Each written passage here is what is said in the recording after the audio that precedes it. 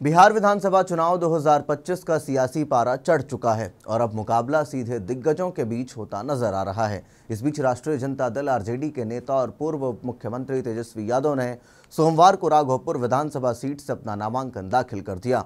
उन्होंने न केवल अपने क्षेत्र में चुनावी बिगुल फूंका, बल्कि उन तमाम अटकलों पर भी विराम लगा दिया जिनमें कहा जा रहा था कि वह 2 सीटों से चुनाव लड़ सकते हैं। तेजस्वी यादव ने साफ किया कि वह सिर्फ राघोपुर सीट से ही चुनाव लड़ेंगे, जहां से वे वर्तमान में विधायक हैं। राघोपुर आरजेडी का पारंपरिक गढ़ रहा है, जहां से लालू प्रसाद यादव और राबड़ी देवी भी चुनाव लड़ चुके हैं। तेजस्वी का यह फैसला न केवल रणनीतिक है, बल्कि यह भी दर्शाता है कि वे अपने पुराने गढ़ पर पूरी तरह से भरोसा कर रहे हैं। तेजस्वी यादव के नामांकन पत्र के साथ दाखिल हलफनामों में उनकी आर्थिक स्थिति को भी सार्वजनिक किया गया है। हलफनामे के अनुसार तेजस्वी के पास कुल 6.12 करोड़ रुपए की चल संपत्ति है। इसमें से सबसे बड़ी राशि एक निजी कंपनी को दिया गया है, जो कि 4.40 करोड़ का ऑन सिक्योर्ड लोन है, और फिर उसके बाद इसके अलावा उनके एसबीआई, एचडीएफसी और अन्य बैंकों में कुल 1.25 करोड़ रुपए से अधिक की राशि जमा है। उनके पास 200 ग्राम सोना है, जिसकी कीमत लगभग 17 लाख रुपए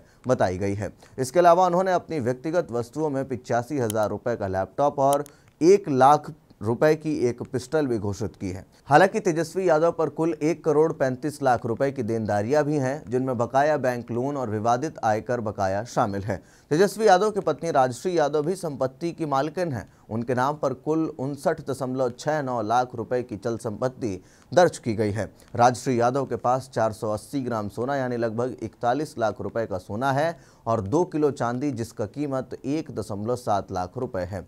उनके बैंक खातों में भी 6 लाख रुपए से अधिक की राशि जमा है। तेजस्वी के 2 बच्चों, बेटी कात्यायनी यादव और बेटे इराज लालू यादव के नाम पर भी संपत्तियां दर्ज की गई हैं। कात्यायनी के नाम पर 31.7 लाख रुपए की चल संपत्ति है, जिनमें 8 लाख की फिक्स्ड डिपॉजिट है और 200 ग्राम सोना शामिल है। वहीं इराज लालू यादव के पास 8.99 लाख रुपए की संपत्ति है, जिनमें 100 ग्राम सोना और 500 ग्राम चांदी शामिल है।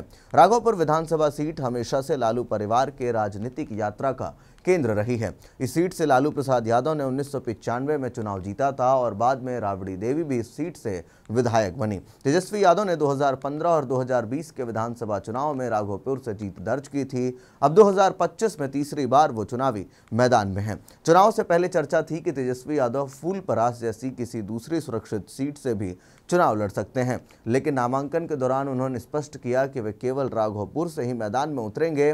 उनके इस आत्मविश्वास और राजनीतिक पकड़ को दर्शाता है कि किस तरीके से तेजस्वी यादव का नामांकन केवल एक औपचारिक प्रक्रिया नहीं, बल्कि बिहार की राजनीति में उनके मजबूत इरादों और नेतृत्व की झलक भी है।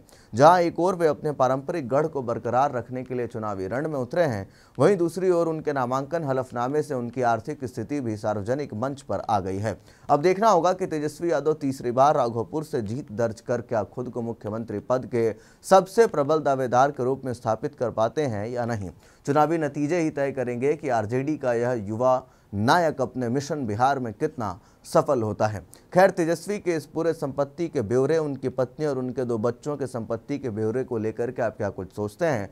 कमेंट बॉक्स में अपनी राय जरूर दें। धन्यवाद।